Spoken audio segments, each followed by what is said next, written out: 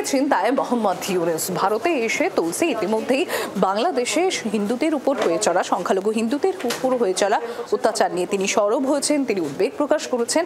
আর ইতিমধ্যে এই নিয়ে চিন্তা বেড়েছে মোহাম্মদ ইউনূসের। ইতিমধ্যেই ঢাকার তরফ থেকে বিবৃতি জারি করা হয়েছে এবং সেখানে বলা হয়েছে যে বাংলাদেশে সংখ্যালঘু হিন্দু, বৌদ্ধ, খ্রিস্টানরা প্রত্যেকেই নিরাপদেই আছে।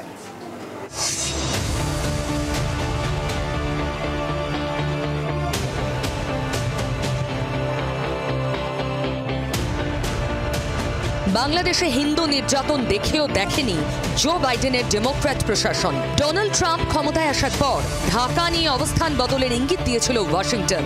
এবার পদ্মাপাড়ের হিন্দু নির্যাতন নিয়ে সরব হলেন মার্কিন গোয়েন্দা প্রধান তুলসী গ্যাবার্ড, তাও আবার দিল্লিতে দাঁড়িয়ে। 2.5 দিনের সফরে ভারতে এসেছেন তুলসী। সোমবার নয়াদিল্লিতে তাঁর সঙ্গে দেখা করেন প্রধানমন্ত্রী নরেন্দ্র মোদী। আলাদা করে বৈঠক করেন প্রতিরক্ষা মন্ত্রী রাজনাথ সিং এবং জাতীয় নিরাপত্তা উপদেষ্টা অজিত ডোভাল। পরে একটি বেসরকারি সংবাদ মাধ্যমে দেওয়া সাক্ষাৎকারে বাংলাদেশের মৌলবাদী সন্ত্রাস ও হিন্দু নির্যাতন নিয়ে উদ্বেগ প্রকাশ করেন তুলসী। বলেন, বাংলাদেশে দীর্ঘদিন ধরে নির্যাতন, খুনের ঘটনা দুর্ভাগ্যজনক। হিন্দু, বৌদ্ধ, খ্রিস্টান সহ সংখ্যালঘুদের ওপর অত্যাচারের ঘটনা নিয়ে প্রেসিডেন্ট ট্রাম্প এবং মার্কিন প্রশাসন চিন্তিত।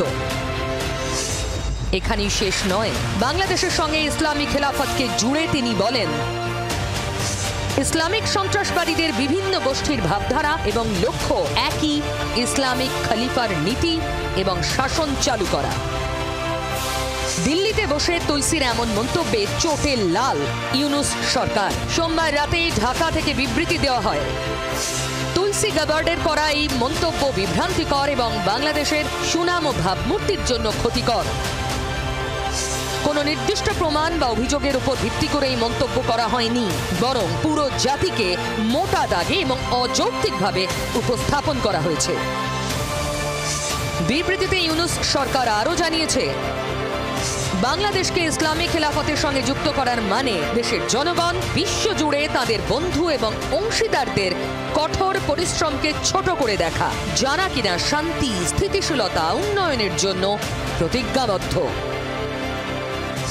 ওপার বাংলার অন্তর্বর্তী সরকার যাই বিবৃতি দিক না কেন, তুলসী বানে ইউনূস আর তার শাগরেদরা বেশ বিপাকে পড়েছে। উচিত হয়নি বাংলাদেশের সরকারের পক্ষে যে ট্রাম্প প্রশাসনের তরফের যিনি এসেছেন তুলসী গ্যাবার্ডের বক্তব্যকে খণ্ডন করার, বিবৃতি অস্বীকার করার, এবং এর ফলে যেটা হওয়ার সম্ভাবনা আছে যে আমেরিকান প্রশাসন নজরদারি রাখবে বাংলাদেশের উপরে।